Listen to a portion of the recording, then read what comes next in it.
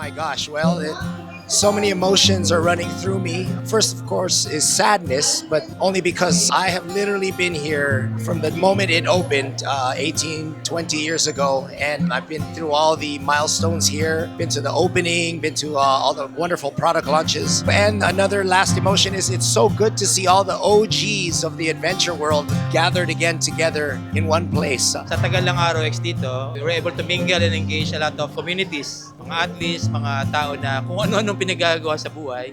So it's good to see them and it's a good time to sort of reminisce good memories at saka to celebrate triumphs, celebrate yung mga achievements ng mga tao. Pero overall, I think it's good na we have opportunity to celebrate and reminisce good times. When it started, I remember the time na we're still building the store.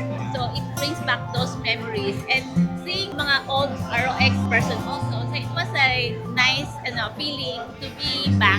Feel really sad because this thing has been around forever. It's been like 20 years. Masaya kami na-invite sa closing ng ROX. At least malalaman namin ng plans in the future para rin sa Mountaineering Federation of the Philippines. We will miss ROX because this is where we get our gear when we go to remote areas because we provide healthcare in remote areas and we really need to have dependable gear. Yeah, medyo feel sad kasi wala nang BGC ROX kasi since dito ako nag-work, medyo pastime ko siya pag break time. Kahit na closing event to, sobrang saya pa din kasi dami kong na-reunite ng mga kaibigan and ando yung spirit of adventure. It's a sad thing, no? Because I've been an ROX athlete since its inception. So a lot of memories and hopefully there will be a new chapter coming.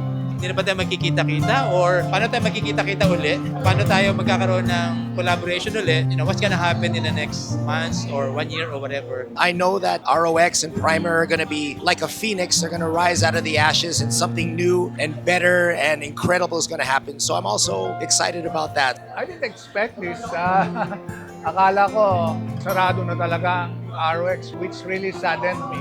With this event, I feel that it's a start of something bigger.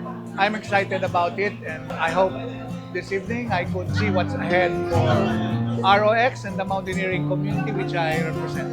Thank you so much ROX sa lahat. Hindi ito ang katapusan. Alam ko marami pang mangyayari. We love you, ROX!